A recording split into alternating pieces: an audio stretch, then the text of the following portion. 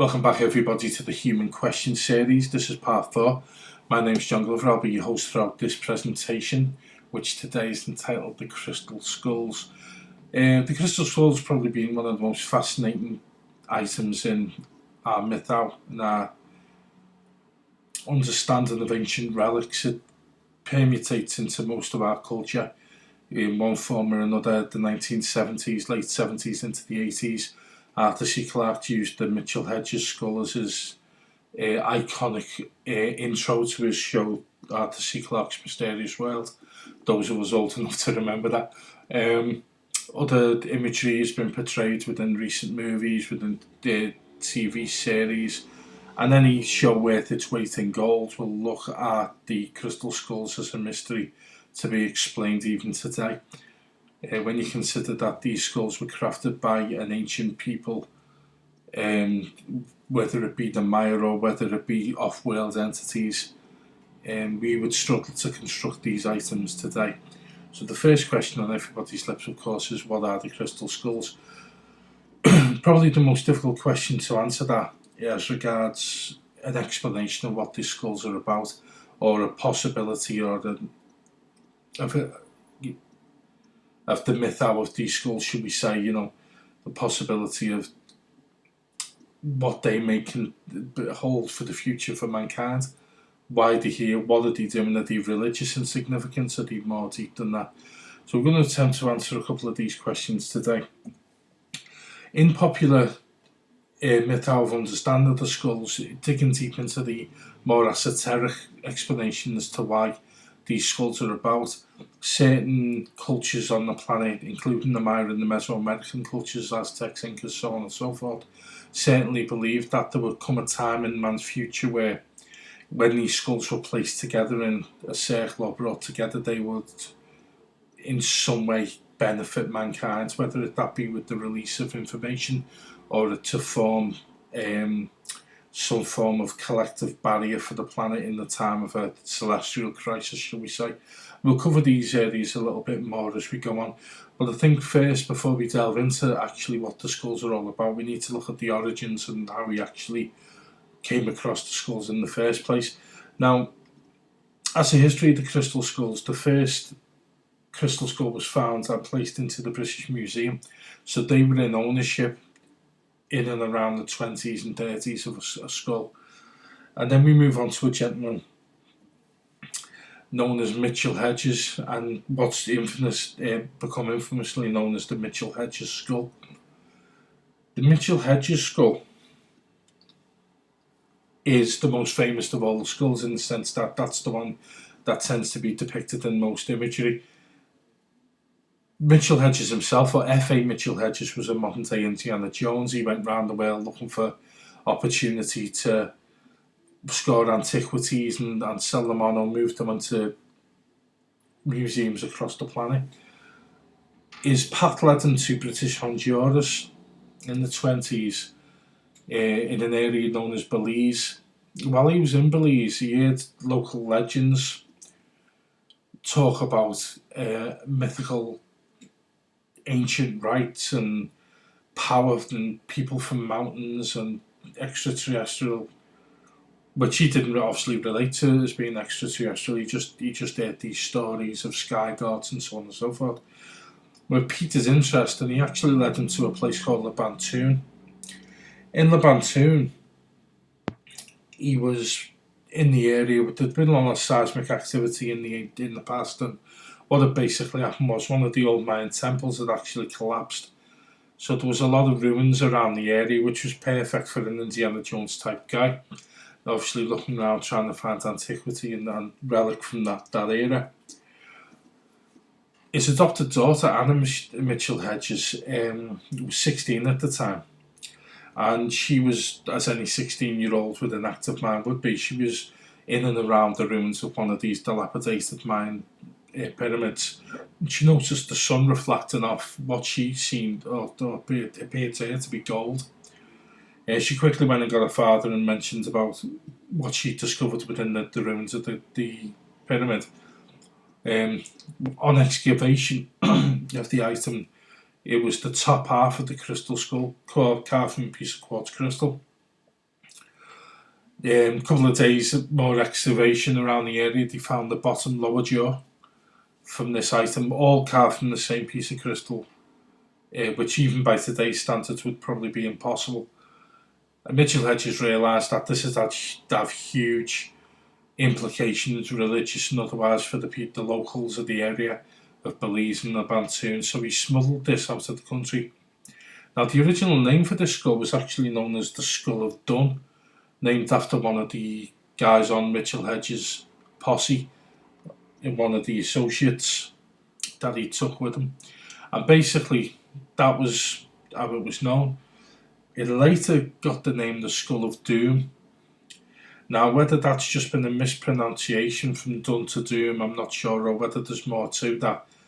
That still remains a bit of a mystery, as how it actually ended up being known as the Skull of Doom. But as Mitchell Hedges led his life and he passed on, he actually went looking for more of these skulls all over the planet and couldn't find them. But he did realise that it was very similar to the one, if not identical to the one that was within the charge of the British Museum. Now, Anna Hedges herself grew to a ripe old age of 90 years old, and she kept the skull close to her heart right the way through her life. From the past, and Mitchell Hedges obviously passed down to her.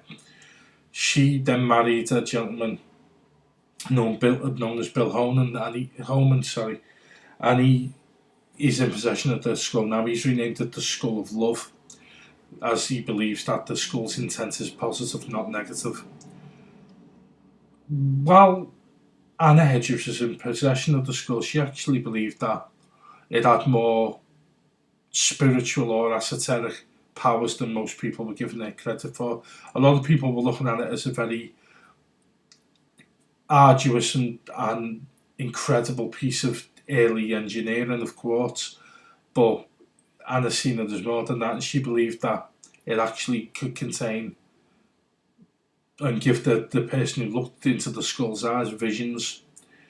And this is what she maintained throughout her life. She said certain people with certain powers could actually look into the skull's eyes and see imagery, whether it be of the Third Reich, whether it be of coming wars, whether it be of past wars, tribal wars, UFOs, extraterrestrials, extra dimensionals as well. She was a firm believer that it was an actual form of communication from another culture, whether it be off-world or terrestrial. She believed it contains information. So with that in mind, in 1936, there was an eminent anthropologist known by the name of G.M. Morant. He worked at the British Museum along with a gentleman called Adrian Digby, and they analysed the skull, and they argued it was none of modern workmanship, i.e. anything circa 1936. Digby wrote, in neither case, because they analysed the British skull and the Mitchell Hedges skull as well, in neither case is there any trace of identifiable tool marks, and it is certain that neither specimen was made with steel tools. On the teeth there is no trace of lapidary's wheel, which would betray one or both specimens as being comparatively recent origin. By that, what he was trying to say, I think, was they weren't constructed with anything modern, not steel, not a buffering wheel or anything like that. So that remained to be the case. They also noticed that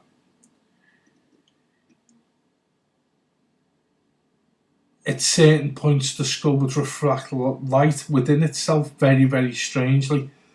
Still characteristic to quartz, but still quite thingy, it's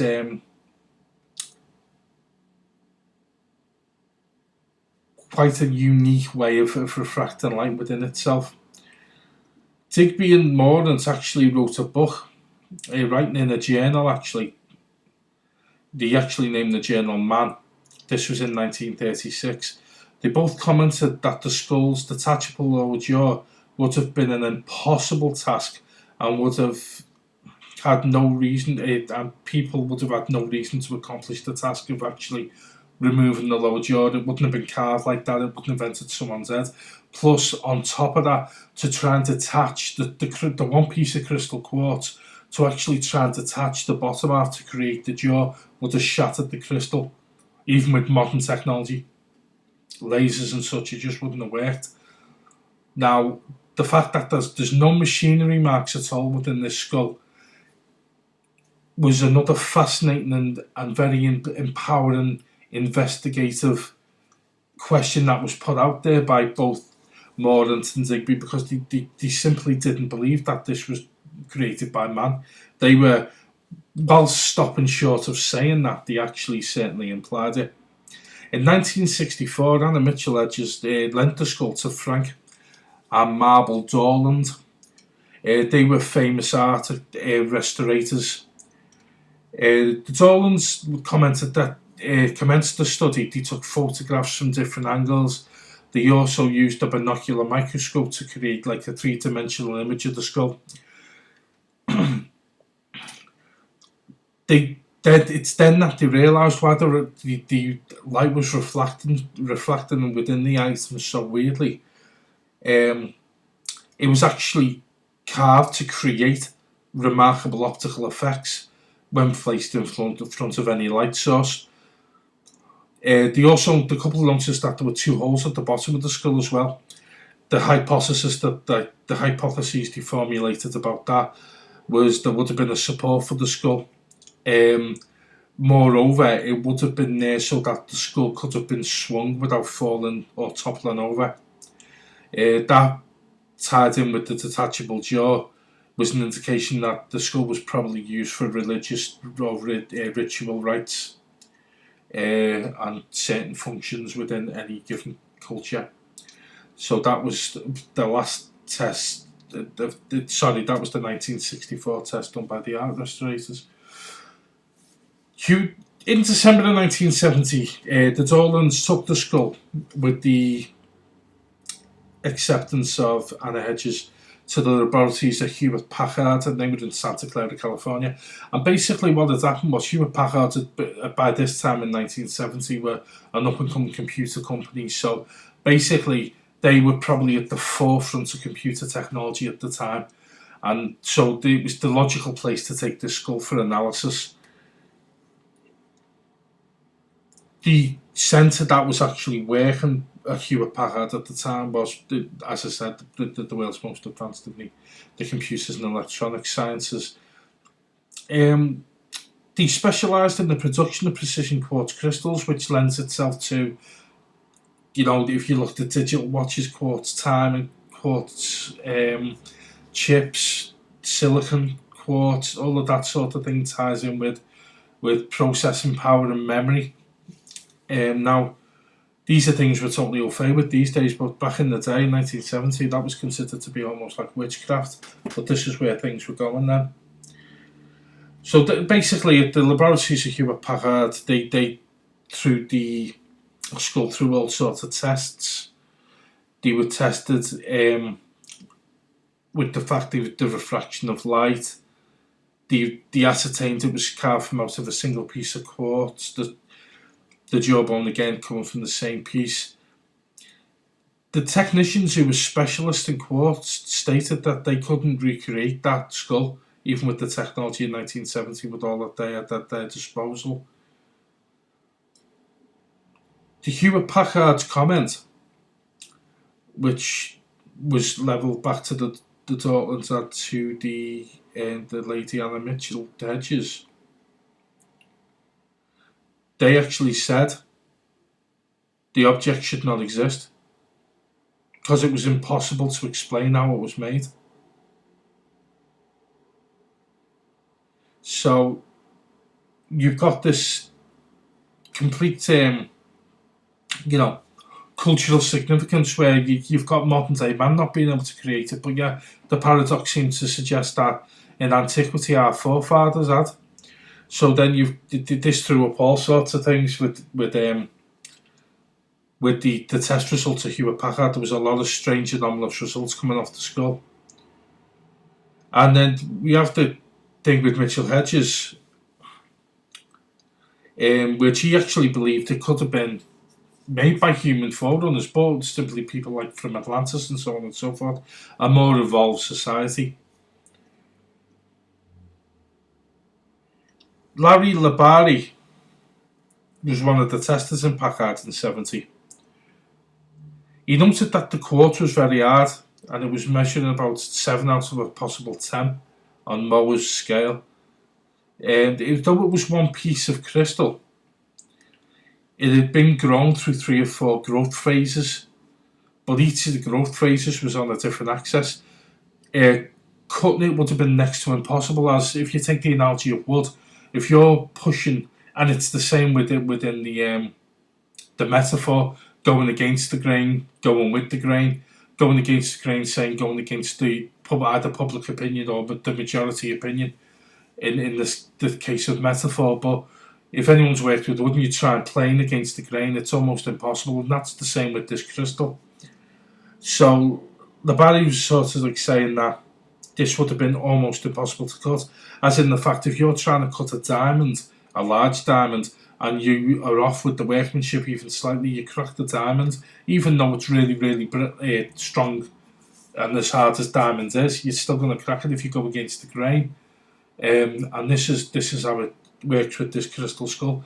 But he noticed that all of the workmanship was done against the grain of the crystal, which again throws it into chaos as regards how this skull was created, because what he could see, how it was polished off, now it was like worn down, the crystal. It was against the grain of the crystal. It should have shattered. It shouldn't exist, but it does. The same things were found with the other skull at the British Museum. So these skulls both had the same type of quality workmanship involved, whether it be ET or terrestrial, which is even today up for debate. Moving on to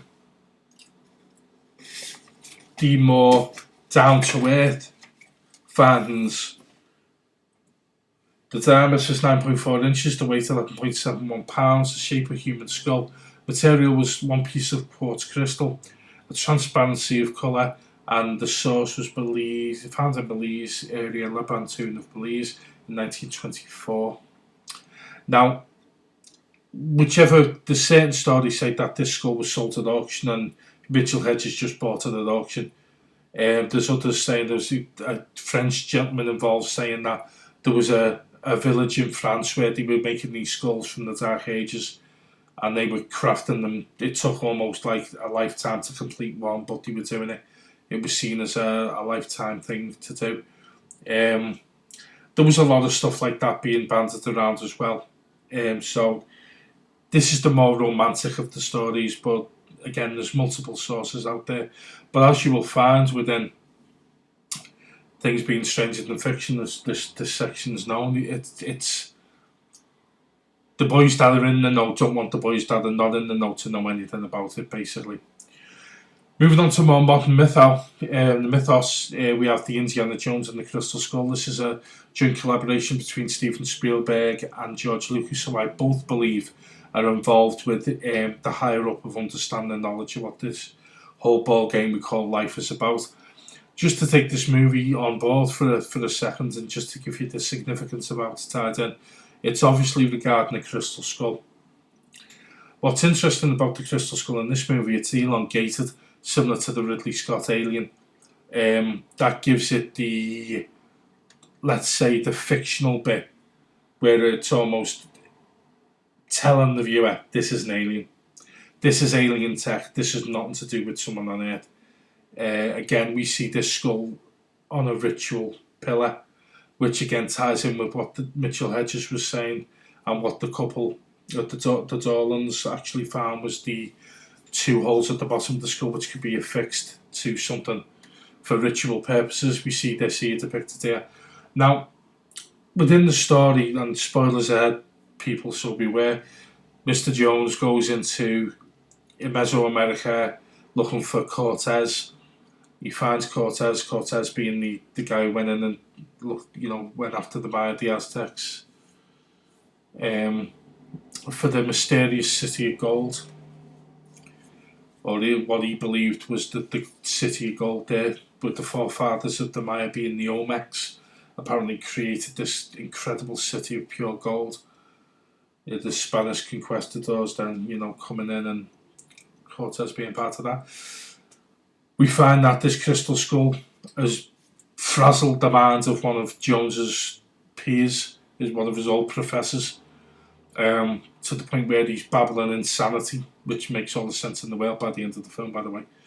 And then we find, as the movie moves on, that we're dealing with extra-dimensional beings, not extraterrestrial beings, extra-dimensional, and that this being is the holder of great knowledge, which is what the protagonist in the film is all about seeking. The German lass, the Russian lass, German or Russian, I can't remember, but basically that's how the story goes. Certain points in the film, Indiana Jones placed in front of the skull and made to stare into its eyes. Now, this ties in again with what Anna Hedges was saying. Now, when there's a plot created for a movie, it's known as a mulligan. So, for example, if the mulligan for Star Wars would be the growth from Luke Skywalker being a farmer to an active part of the Rebel Alliance and a very important, entity in the fact that overall it is Darth Vader's story, but Star Wars is essentially the story of Luke Skywalker, the first one, The New Hope. That's the mulligan. That's the plot. The plot is Luke Skywalker, the Princess and the Rebels and all that. So the mulligan in this story is the Crystal Skull. Now the thing is with this, I know Spielberg and I know Harrison Ford wanted nothing to do with this. Not at all. They didn't want any of this. They said, no, it's a stupid idea, we're not doing it. But Lucas pushed and pushed and pushed for this. It led to bad reviews for the film, to be honest with you, because people got confused with it.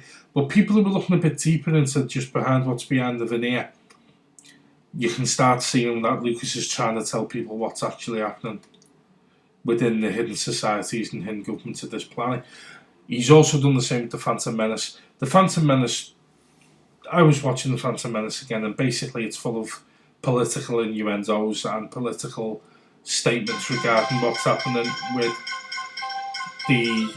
what's happening certainly within America at the moment, the police state, the TSA, the NDAA bill being passed by Obama, all of this stuff that's taking place now. And you look at Phantom Menace and how slimily Palpatine gets into power through manipulating other people, and you can see that there's an agenda and a secret force behind what people believe to be democracy and liberty. Getting back to Indiana Jones, this is not the only modern day media that actually has shown us this crystal skull. Here we have an episode of Stargate SG-1. The character, it's Daniel Jackson, who's the archaeologist, who's the linguist, and the gentleman who understands all the hieroglyphics and understands the gate symbols, is on a mission. He enters a pyramid on a different planet. He encounters a crystal skull. It's, again, on a ceremonial platter. He looks into its eyes. Hey presto, he's transported to another dimension. Again, in keeping with what takes place within the Indiana Jones film, in keeping with what's happening with the Stargate SG-1 film, and in keeping with what actually Anna Mitchell Hedges was saying, regarding she believed that this was a form of a communication device. It was something more than just a representation of a human skull carved in crystal quartz. In the SG-1 episode, we find that Daniel Jackson is affected by this thing, and once he's looked into the skull, he disappears from our reality and appears in a different reality, a different dimension. Again, hinting at the extra-dimensional nature of the skulls. We then have a gentleman he seeks out, who is the only other person who can see him in this reality. And he has had, in his understanding, he has had an experience similar to what Daniel Jackson had, where he's looked into the eyes of the skull. So that has given an abundance of consciousness, a perception beyond what we have, or people who haven't looked into the skull, who haven't been or received that conscious awakening, should we say, to tie them with 2012 a bit. So there we have how that come into our myth out and our mythos. To tie in with with the Stargate, certainly with Stargate SG-1, the producers of that show actually thank Space Command at the end of every single episode. Now, if you look at Stargate SG-1, probably not being on the telly, it's 2012. I think they stopped at 2010, 2009, 2010, something like that. They were still thanking Stargate Command at that time. Now, Stargate Command, according to the American military and the industrial complex, doesn't exist, and it was disbanded in '96, something like that. So, effectively, we have the producers of Stargate SG-1 thanking a secret government agency for information and helping them produce the show, helping them with the stories, helping give them ideas of where they were at.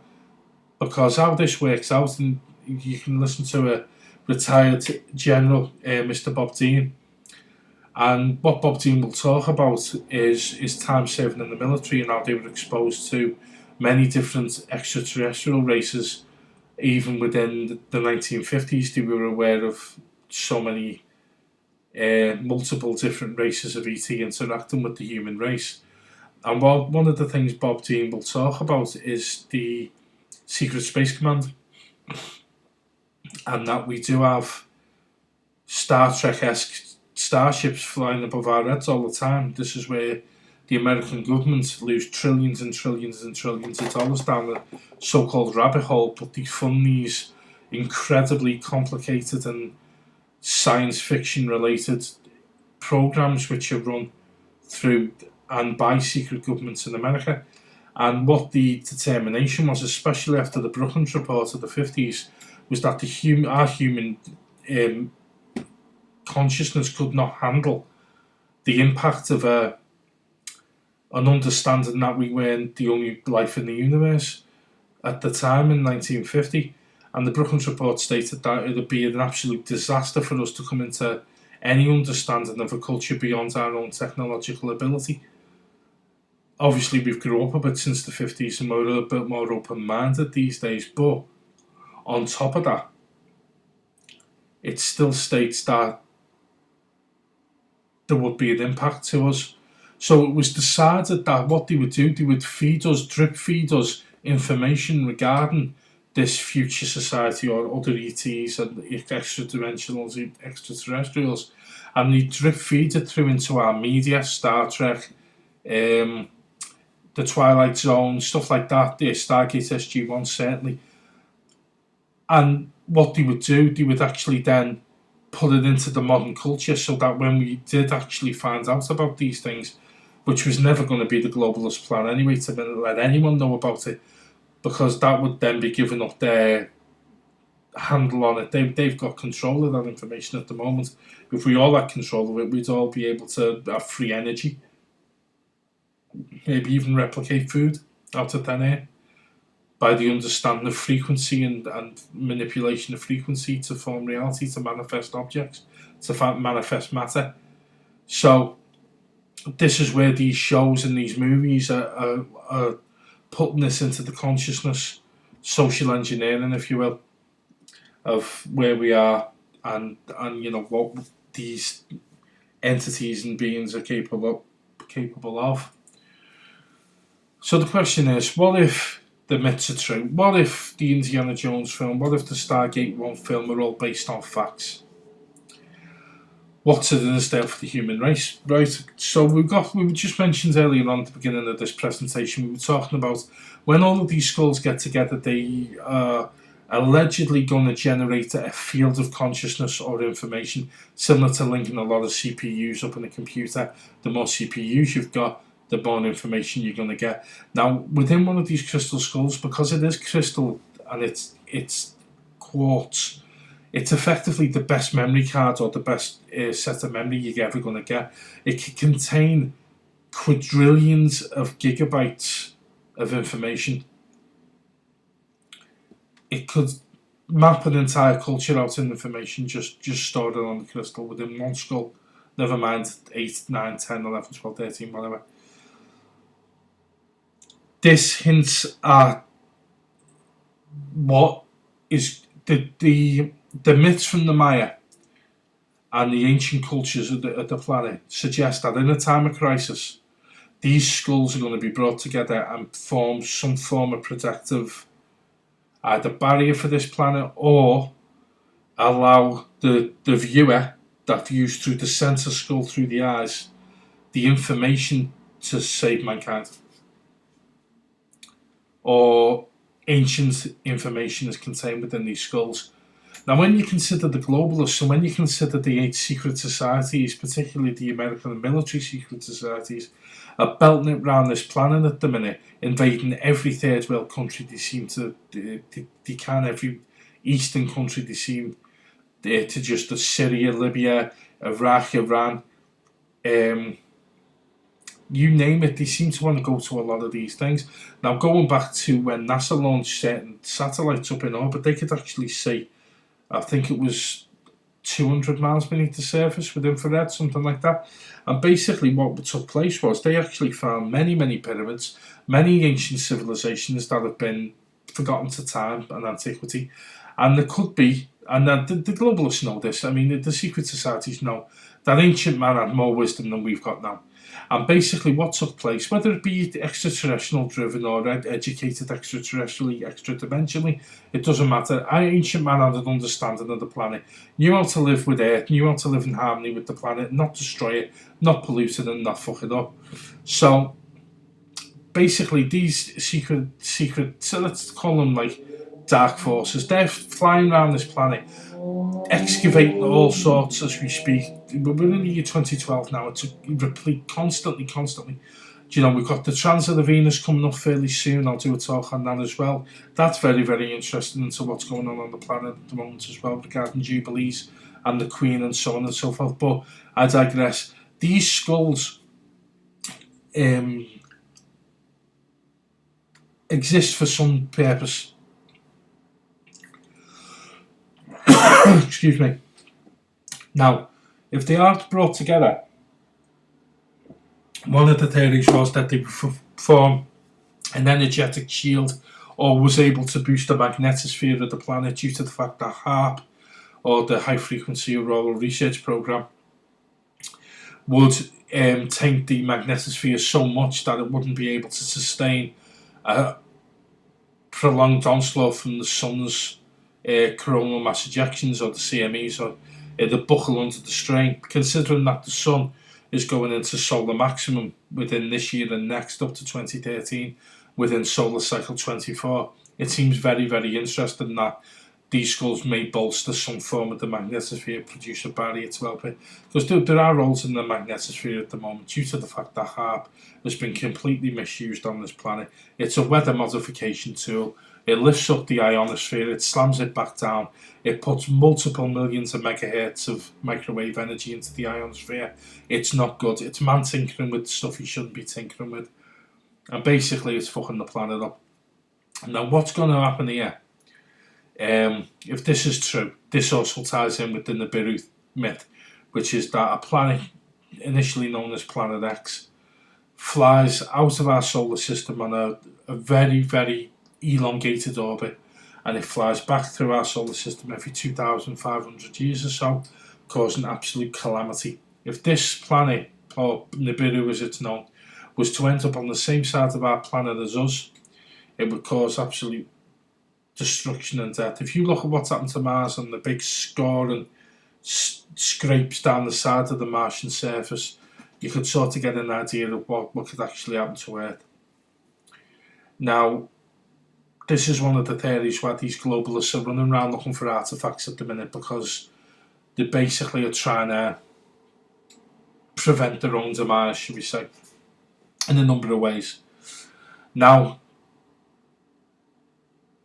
the other thing how this ties in with the movies is the entity within the Indiana Jones film, again looking like a grey being, is not an extraterrestrial, it's an extra-dimensional entity.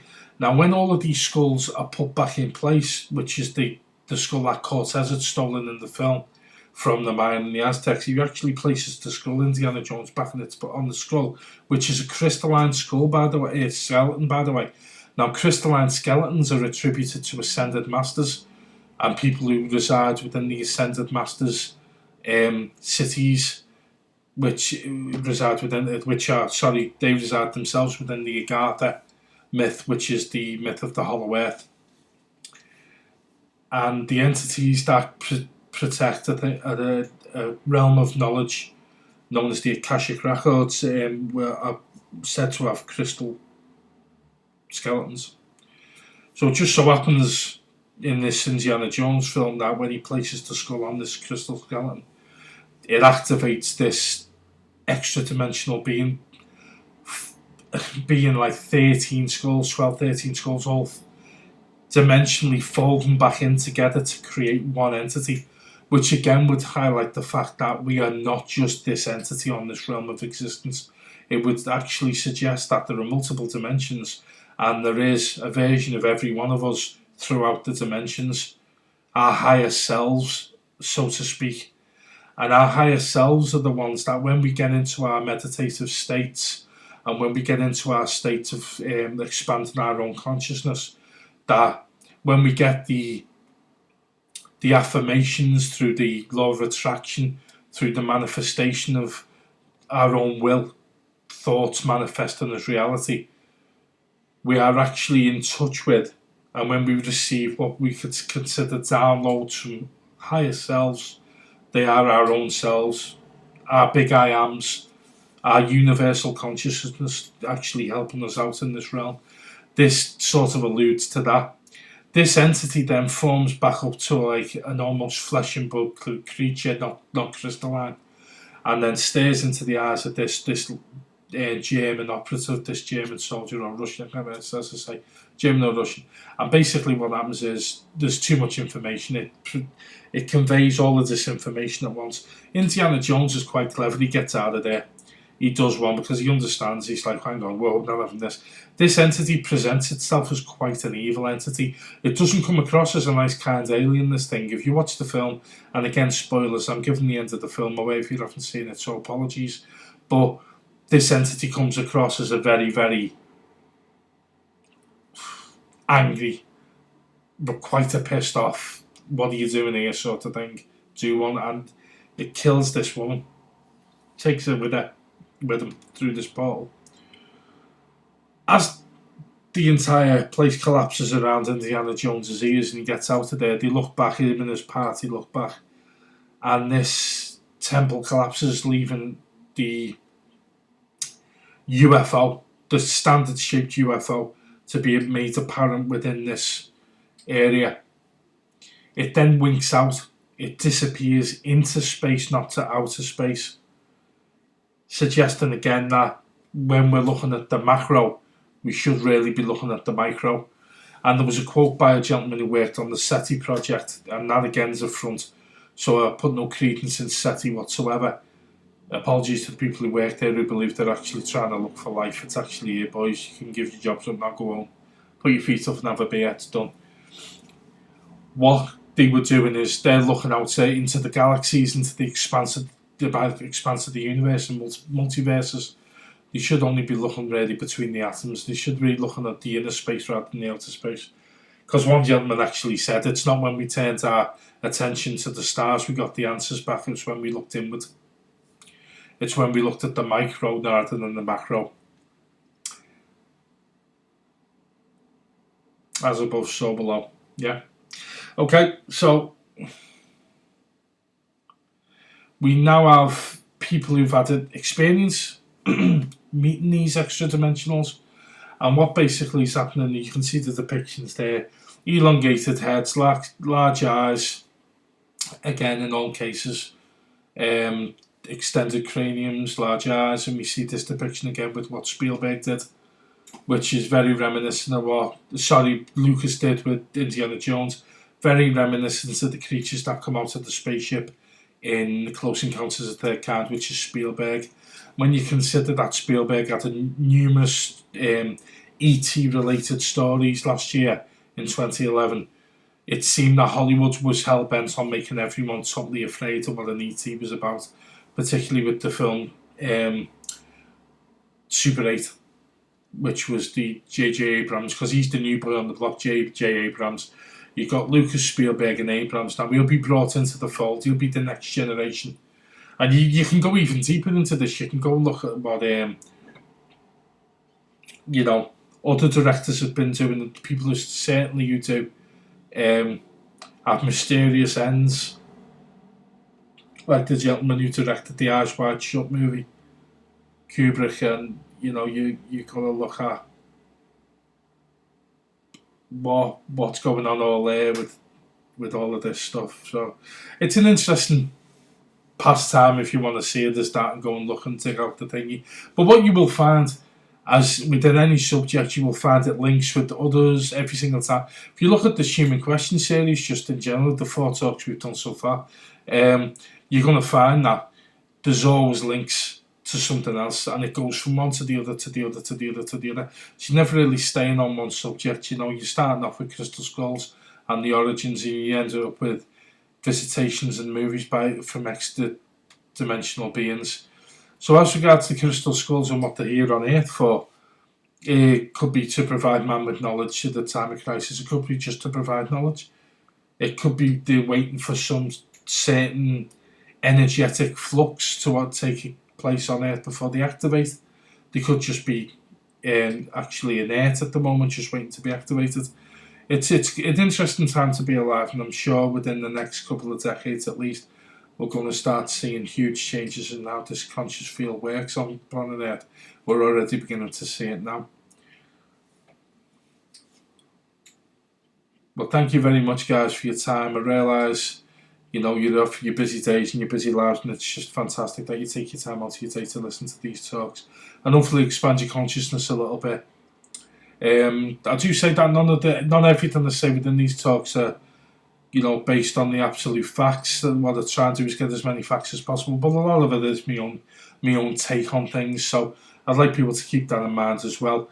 I have an opinion too, and a lot of my opinions are based around a lot of the facts that I do read. So without just presenting fact after fact after fact, very boring, I just try to do the talks as the best possible way I can. Thanks for all the feedback that's coming through the website, by the way. You can also see these videos on the Soul Light Initiative media, which is through YouTube, which is 514JEG. I'll appreciate the comments and any ratings you give these videos, is always good. And on top of that, you can actually see these things through Ustream, but we are in the process of uploading to Ustream at the moment, so maybe in the next couple of days, but certainly this will appear on YouTube as and when I upload it. Take the very best of care, guys. The next talk we're going to do is about the Venusian transit of Sol, which is how Venus moves across our sun. It's what the Maya watched more than anything. They were very, very particular about where Venus was and when it moved across our sun, and we are just about to move into a new transit of Venus, which is within the next 2 weeks. So it's going to be very, very interesting. But in that talk, I'm going to discuss some of the more interesting coincidences, shall we say, with just what's happening within the timescale and what's led up to this Venusian transit of our sun. Okay, so thank you very, very much once again, and you take the very best of care until we meet again. Bye bye.